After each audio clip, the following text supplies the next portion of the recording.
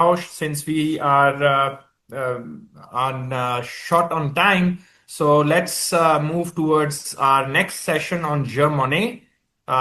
This section of Erasmus Plus program is about teaching and research opportunities in European Union studies, policies, and developments at higher education institutions. I would like to request Professor Dr. Muhammad Riaz Shad. He is head of Department of International Relations and also Je Monnet Chair at the National University of Modern Languages, Islamabad. So over to you, sir.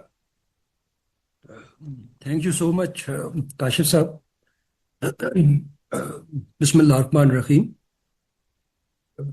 Good afternoon to all the participants, faculty members, colleagues, and students, dear students.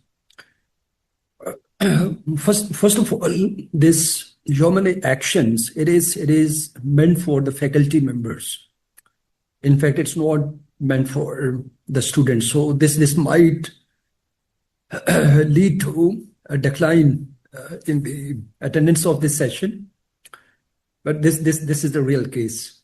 Well, this is Je Monnet actions. It is just a component, of course, very important component of overall Erasmus Plus program. And at the same time, within, if we talk about Je Monnet actions footprint, international or global footprint of Je Monnet actions, in this slide you can see that there are 6,686 Je Monnet projects in the field of European studies and European integration. And this is across 108 countries worldwide. And at the same time, you can see that 9,000 universities currently or beneficiary universities of Je Monnet actions. So in fact, Je Monnet action is such a big program of the overall Erasmus Plus program of the European Union. Here, this is just map representation of Je Monnet actions. But first, we see the nomenclature of Je Monnet actions. In fact, this is gentleman Je Monnet. So the question is, who was Je Monnet? Of course, Je Monnet actions. It is. These actions are named behind the name of Je Monnet, and Je Monnet was a senior French diplomat and politician, and he is widely respected in the EU member states.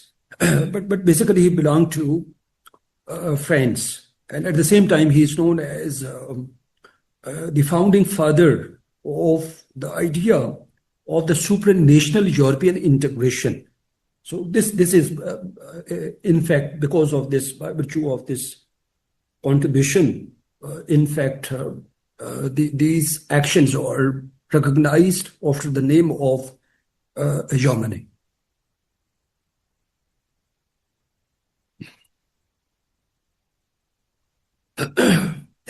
Here you can see the types of Je Monnet actions. In fact, there are three types of Je Monnet actions. First one is Je Monnet actions in higher education, and second one is Je Monnet actions in fact, second type is missing in this slide because I just received these slides directly, from the original source. But here, second type of Je Monnet actions is missing, and second type of Je Monnet actions is first one is higher education, and second one is other fields of education and training, and third one is Je Monnet actions related to policy debates. So in fact, Je Monnet actions are related to higher education, number one, and number two, other fields of education and training, and thirdly, related to policy debates. Here you can see the scope of your money actions. Your money actions are related to European Union studies, which includes teaching, learning, and research. So it's not just about teaching or not just about research. In fact, it is holistically includes teaching as well as learning as well as research. Here you can see scope of your money actions. So in fact, it is broadly speaking the broader objectives of your money actions. First one is related to EU dimension focus, which is related to promoting active European citizenship and the funding values of the European Union. And second one is related to EU policy focus, which contributes to spreading knowledge about how these policies of the European Union, particularly related to European citizenship and related to norms which European Union promotes across the world, and particularly vis-a-vis third world countries. So this second component is related to EU policy focus, and third one is related to diplomacy focus, because these so many actions also contribute as a source of public diplomacy on part of the European Union. This is just a list of specific aims or objectives or so many actions in the field of higher education, because most of the applications related to so many actions are concentrated in the field of higher education. So therefore, 5 specific aims or objectives of so many actions in the field of higher education have been given here. This is important. Who can apply? Higher education institution. So simple answer is any higher education institution in the world can apply. Exceptions are there are few exceptions like Russian Federation and Belarus. This is because of the obvious reasons, but otherwise any country, in fact any higher education institution present in any country in the world with these exceptions can apply for this for human actions. Here you can see once again human actions in the field of higher education, and you can see there are 3 types of human actions in the field of higher education. First one is module, second one is chair, and third one is center of excellence. This you can see the details of each type of human action in the field of higher education, including module, chair, and center of excellence. You can see eligibility criteria, total duration in case of all the 3 types of human actions in the field of higher education. Duration is 36 months or 3 years. At the same time, in case of eligibility, one higher education institution in all the 3 cases. Then you can see maximum grant limit and cost type. Cost type means how is the budget of each type of your money action in the field of higher education calculated. So its formula is quite simple. It is fixed lump sum type 1, fixed lump sum type 1 in case of module and chair. But in case of center of excellence, it is little complicated, and it is customized lump sum type 2. So it entails center of excellence. Its budget entails little. It is little bit complicated, and it entails little more calculations and accounts. But in case of module and chair, it's quite simple. This is second type, which is in fact less prevalent in comparison with the first type. The second type is human policy debates.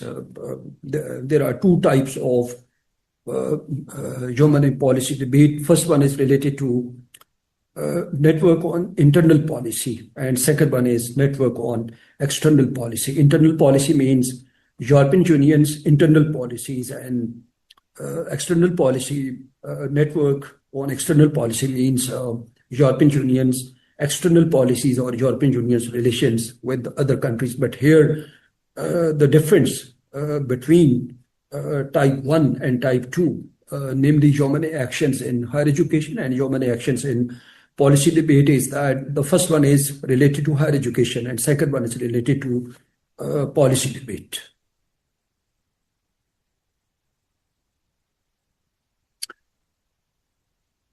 Here you can see the award criteria. This is very important. In fact, this is the overall structure of part B, because later on you will come to know that application for human actions in all the three cases, whether it is module or chair or center of excellence, the application comprises three parts. Part A, Part B, and Part C. So in fact, this award criteria is related to Part B. And you can say that Part B is actually the project proposal. So here, this is important to understand these components of award criteria. First component is relevance of the project. So this is the first component of part B, or you can say first component of the research, first component of the project proposal. So this is relevance of the project. Second one is quality of the project design and implementation. But what is relevance of the project? Relevance of the project means that your project, if it is, for example, related to higher education, then it should be related to EU studies. At the same time, second one, if we talk about quality of the project design and implementation, then definitely you should, your project should lay down a coherent design for the project and its implementation. Third component is quality of partnership and cooperation arrangements, because any project needs partnership and cooperation with different sectors, for example, within academia, with industry. So in this case, this third component is about the quality of partnership and cooperation arrangements. And fourth component is about the impact of the overall project. And here it is important to mention that this second part B, which is project proposal, it overall comprises 100 marks. And these four components, each component comprises 25 marks. So in fact, overall, this is 100 marks, but each component contains relevance of the project, quality of the project design and implementation, quality of the partnership, cooperation arrangement, impact. So each component contains 25 marks. This is find a call for proposals, from where you can find call for project proposals. First of all, if you open the website of the European Commission, there you will find funding and tenders portal.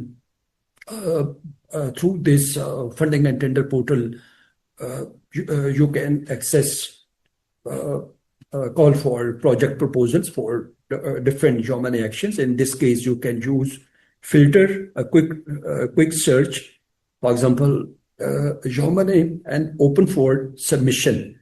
So at the third point, choose the topic. It means which human action you are going to apply for. For example, human actions in the field of higher education, modules, chairs, and centers of excellence. So it depends on your choice and your interest. If you are going to apply for modules, then just enter there, apply the filter of modules, otherwise chairs, and otherwise centers of excellence. Then start submission.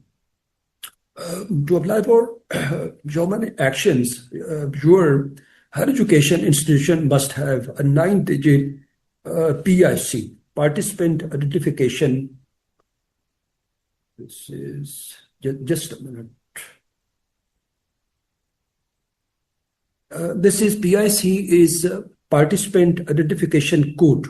So in fact, when you start applying, when you start your application, you start with this 9-digit PIC participant identification code. And for this purpose, if your organization already has PIC number, then just you should know that number and you should enter, and then you can start directly your application. Otherwise, first you need to register your application and you have to create this 9-digit PIC number, and afterwards you can start your application, and your application will be having 3 parts: part A, part B, and part C.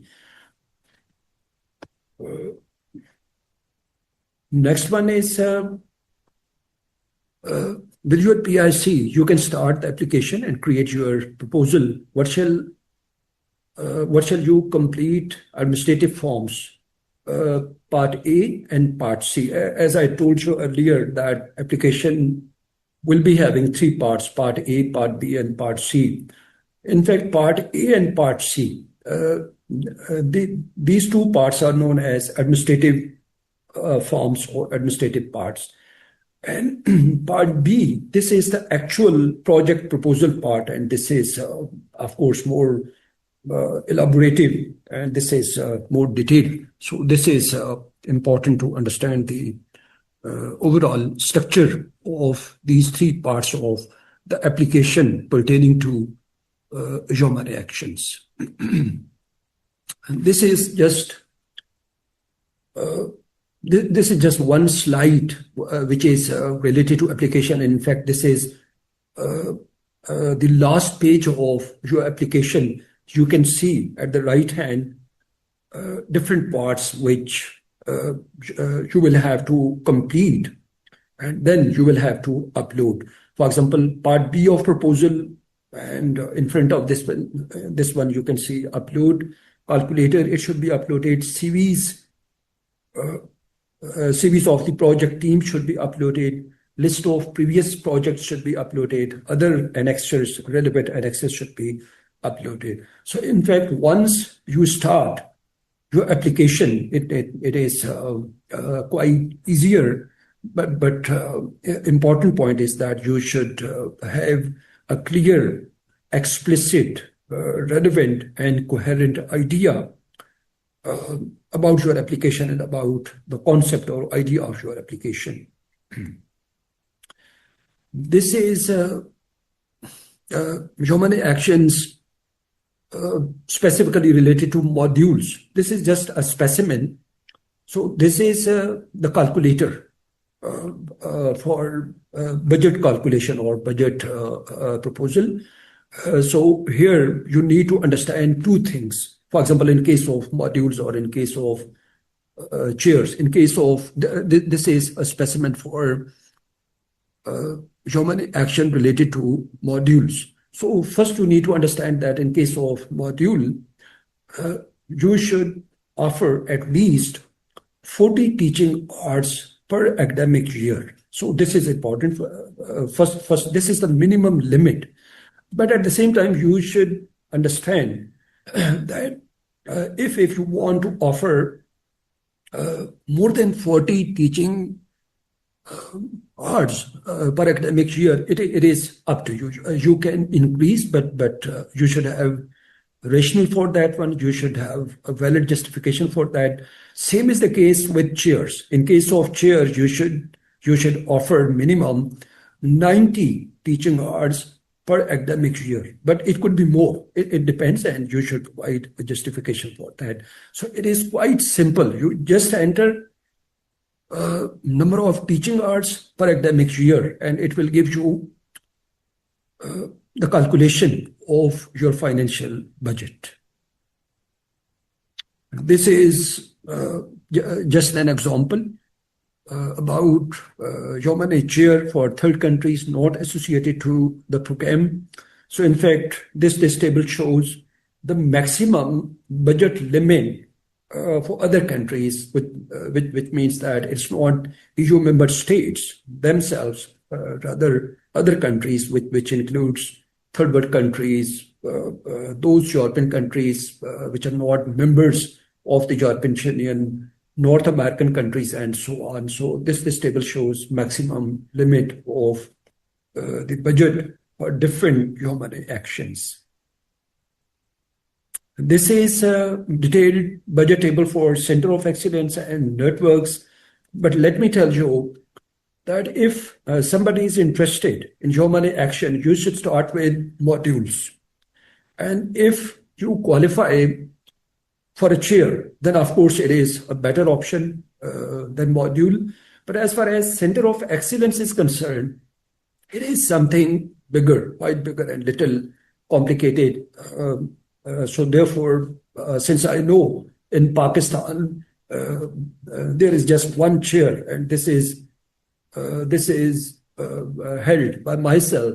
So therefore, in Pakistan, in fact, Center of Excellence related to human actions does not exist here. So if somebody is interested, should start with modules and chairs. So therefore, I'm skipping this part, this slide. This is human actions 2025 selection results worldwide. First one is human actions in the field of higher education. Total modules selected 137. This shows that the criteria for modules is flexible and easier, and therefore you can say that worldwide, internationally, more number of candidates were selected in 2025 under the category of human actions related to modules. Chair selected total 56, centers of excellence selected in 2025, 51, and then human actions in other fields of education and training. You can see the results, and human policy debates only 8.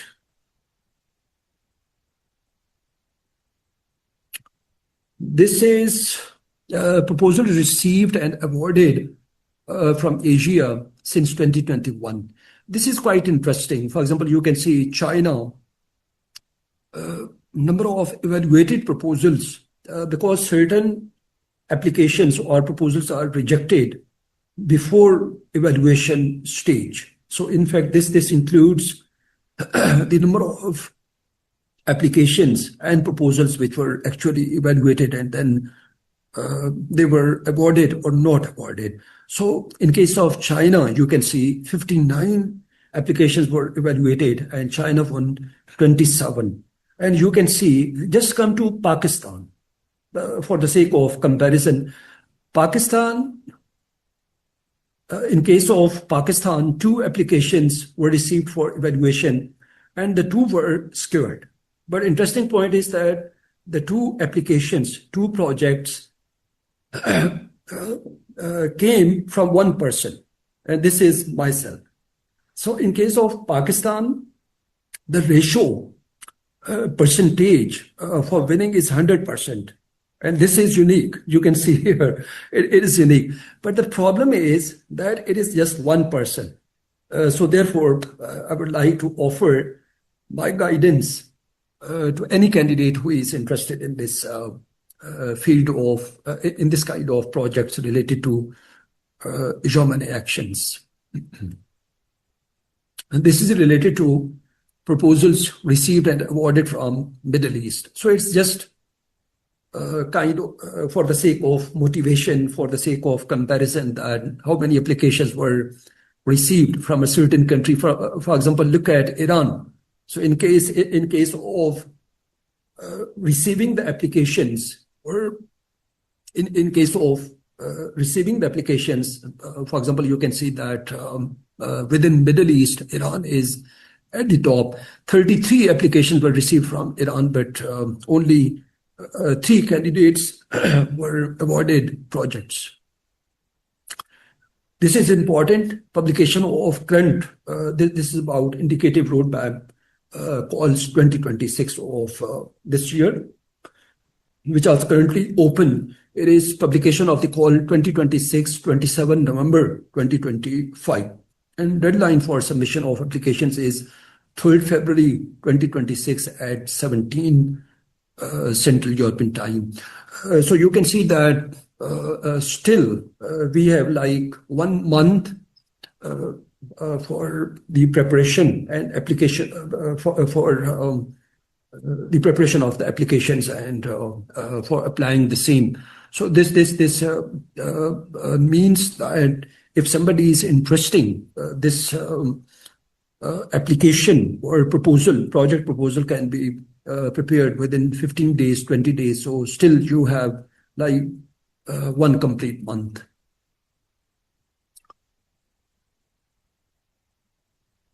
This is important. Tips for applications. Be coherent. This is what is coherence? Coherence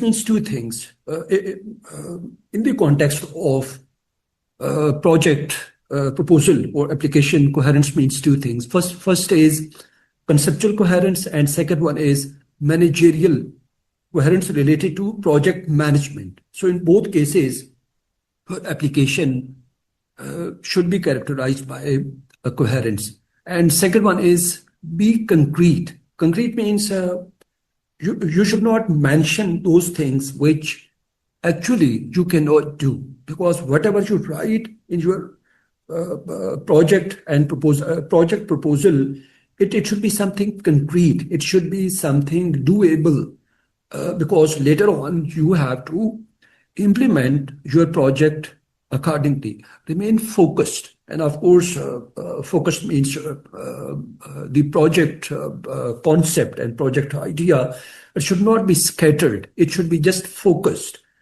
And particularly the topic that you propose for human actions, this topic should be focused. Next one is be explicit. Explicit means sometimes you think that this your project means this thing, or it will be implemented in this way, but whatever you think, it should be explicitly expressed.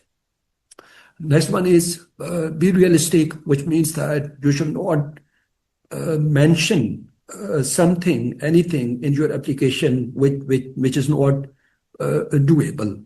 Means if there are certain limitations, those limitations should be mentioned realistically.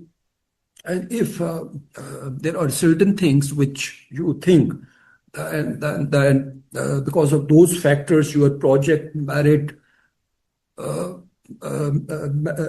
higher than other projects, realistically those things should be mentioned.